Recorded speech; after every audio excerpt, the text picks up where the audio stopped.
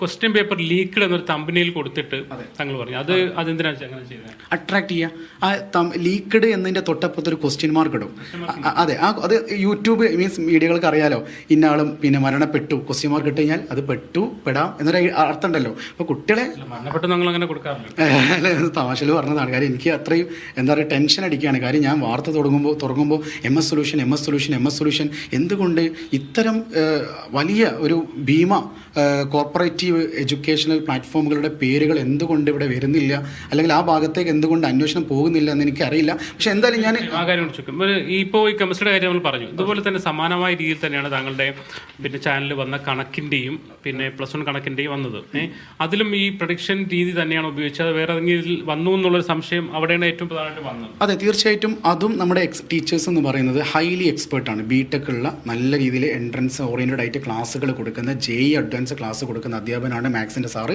English B.Ed ഒക്കെ കഴിഞ്ഞ നല്ല രീതിയിൽ എക്സ്പീരിയൻസ് ഉള്ള, ഇവൻ നല്ല രീതിയിൽ എന്ന് പറഞ്ഞു കഴിഞ്ഞാൽ അദ്ദേഹത്തിൻ്റെ ക്ലാസ്സിൽ ഇരിക്കുന്ന ഒരു കുട്ടി ആ ഒരു മോട്ടിവേഷണൽ സ്പീക്കറും കൂടിയാണ് ഇംഗ്ലീഷിന് അധ്യാപകൻ എന്ന് പറയുന്നത്.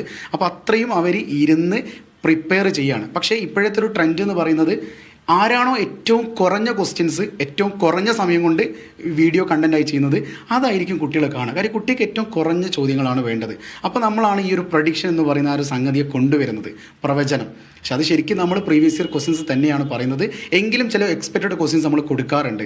അത് ഈ 7 മണിയുടെ മറ്റ് സൈലം പോലെയുള്ള യൂട്യൂബ് ചാനലുകളിൽ കഴിഞ്ഞ ലൈവുകൾ, അവരുടെ ലൈവ് നമ്മൾ ഓപ്പൺ ആക്കി അവർ ആ പറയുന്ന ഹിൻറ്റിലുള്ള ചോദ്യങ്ങൾ എടുത്തിട്ട് നമ്മളതൊരു ചെറിയൊരു വീഡിയോ ഫിൽട്ടർ ചെയ്ത് കൊടുക്കും. ആ വീഡിയോ 1 മണിക്ക് ശേഷമാണ് നമ്മൾ അപ്ലൈ ചെയ്യുന്നത്. അതായത് നിങ്ങൾ മറ്റു ചാനലുകളുടെ വീഡിയോകൾ കൂടി കണ്ടിട്ടാണ് ചെയ്തത്? തീർച്ചയായിട്ടും. കാര്യം എൻ്റെ ഓപ്പോസിറ്റ് നിൽക്കുന്ന പ്ലാറ്റ്ഫോമുകൾ തീർച്ചയായിട്ടും അവരെന്ത് ചെയ്യുന്നു എന്ന് നമ്മൾ എന്തായാലും നോക്കിയല്ലോ. ഞാൻ എന്ത് ചെയ്യുന്നു അവർ നോക്കുമ്പോൾ അവരെന്ത് ചെയ്യുന്നു എന്നുള്ളതും കൂടി നമ്മൾ നോക്കും. അങ്ങനെ കുട്ടികളെ വ്യൂസ് കൂട്ടാൻ വേണ്ടിയിട്ട് എന്ത് ചെയ്യാൻ പറ്റും, അപ്പോൾ അവിടെ പ്രൊഡിക്ഷൻ കൊടുക്കുക. ആ പ്രൊഡിക്ഷൻസ് ഏറ്റവും കുറഞ്ഞ ടൈമിൽ കൊടുക്കുമ്പോൾ രാവിലെ ആകുമ്പോഴേക്ക് ഒരു 1 lakh എബോവ് വ്യൂവേഴ്സ് വരുന്നു. കാര്യം ആ കുട്ടികൾ ആ ഒരു പ്രൊഡിക്ഷനിലേക്കല്ല വരുന്നത്. ഈ ചോദ്യങ്ങളെങ്കിലും മിനിമം പഠിച്ചിട്ട് പോയാൽ എനിക്ക് എക്സാം നന്നായിട്ട് എഴുതാമല്ലോ എന്ന ചിന്താഗതി. ഒരു ഘട്ടത്തിലും ചോർന്ന് കിട്ടുകയോ അല്ലെങ്കിൽ ഏതെങ്കിലും അർത്ഥത്തിൽ അധ്യാപകർ വഴിയോ ഏതെങ്കിലും അർത്ഥത്തിൽ ഒരു കണക്ഷൻ ഉണ്ടായിട്ടില്ല? അല്ല, അങ്ങനെയാണെങ്കിൽ എല്ലാ ചോദ്യങ്ങളും പ്രവചിക്കാമല്ലോ. ഞാൻ സിമ്പിളായിട്ട് പറയാം, അങ്ങനെ ഒരു ക്വസ്റ്റ്യൻ പേപ്പർ കിട്ടുന്നുണ്ടെങ്കിൽ എൻ്റെ സ്ഥാപനത്തിൽ ഈ ഒരു ഇഷ്യൂ വന്ന സമയത്ത് തന്നെ ഞാൻ ഇംഗ്ലീഷ് ഫാക്കൽറ്റി ആണെങ്കിലും മാത്സ് ഫാക്കൽറ്റി ആണെങ്കിലും എല്ലാവരോടും, കാര്യം എൻ്റെ പ്ലാറ്റ്ഫോം തകരാതിരിക്കാൻ മാക്സിമം ഞാൻ നോക്കും. കാര്യം ഇങ്ങനൊരു എത്തിക്സ് ഇല്ലാത്ത കളി നടന്നിട്ടുണ്ടോ എന്ന് ഞാൻ അന്വേഷിച്ചിട്ടുണ്ട്. വ്യക്തമായിട്ട് എനിക്ക് മനസ്സിലായിട്ടുണ്ട്. നമ്മൾ പറഞ്ഞ അതേ രീതിയിൽ ഇവർ ഈ പ്ലാറ്റ്ഫോമുകൾ സൈലം പോലെയുള്ള പ്ലാറ്റ്ഫോമുകളെ ഫോളോ ചെയ്തത് കൊണ്ടാണ് ആ ഒരു പ്രഡിക്ഷൻ കൃത്യമായി വന്നത്. ഇനി അതുമായി ബന്ധപ്പെട്ട അന്വേഷണങ്ങളുമായിട്ട് നമ്മൾ സഹകരിക്കും എന്നുള്ളതും നമ്മൾ എൻ്റെ ചാനൽ വഴി തന്നെ അറിയിച്ചിട്ടുണ്ട്. അതായത് ഇപ്പോൾ ക്രൈംബ്രാഞ്ച് അന്വേഷണം നടക്കുന്നുണ്ട്, അതുപോലെ വിദ്യാഭ്യാസ വകുപ്പും അന്വേഷിക്കുന്നുണ്ട്. അപ്പോൾ അവർ സ്വാഭാവികമായിട്ടും നിങ്ങളെ സമീപിക്കും, മറ്റ് കാര്യങ്ങളൊക്കെ പൂർണ്ണ അർത്ഥത്തിൽ സഹകരിക്കും അന്വേഷണവുമായിട്ട്? തീർച്ചയായിട്ടും. കാര്യം അവരെന്ത് ചോദിക്കുന്നുവോ അതിന് കൃത്യമായിട്ടുള്ള സ്റ്റേറ്റ്മെൻറ്റുകൾ എൻ്റെ ഭാഗത്തു നിന്ന് ഉണ്ടായിരിക്കും. കാര്യം കഴിഞ്ഞ ക്രിസ്മസ് എക്സാം മുതൽ ചോദ്യപേപ്പർ ചോർച്ച എന്നാണ് MS സൊല്യൂഷൻ എന്നാണ് പറയപ്പെടുന്നത്. കഴിഞ്ഞ ക്രിസ്മസ് എക്സാമിന് എൻ്റെ ചാനലിൽ ഒരു WB ആർട്സിൻ്റെ പ്രൊഫൈല് ഞാൻ പ്രവചിച്ചിട്ടുണ്ടായിരുന്നു.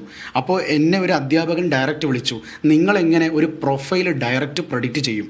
സത്യത്തിൽ ഞാൻ ആ സമയത്ത് ഒരു യൂട്യൂബ് ചാനൽ മാത്രമേ എനിക്കുള്ളൂ. കുറേ ക്ലാസ് ഗ്രൂപ്പുകളുണ്ട്, പല സ്റ്റുഡൻസ് അതിൽ ജോയിൻ ചെയ്യും. അപ്പോൾ അതിൽ കുറച്ച് സ്റ്റുഡൻസ് എനിക്കൊരു സ്ക്രീൻഷോട്ട് അയച്ചു തന്നു.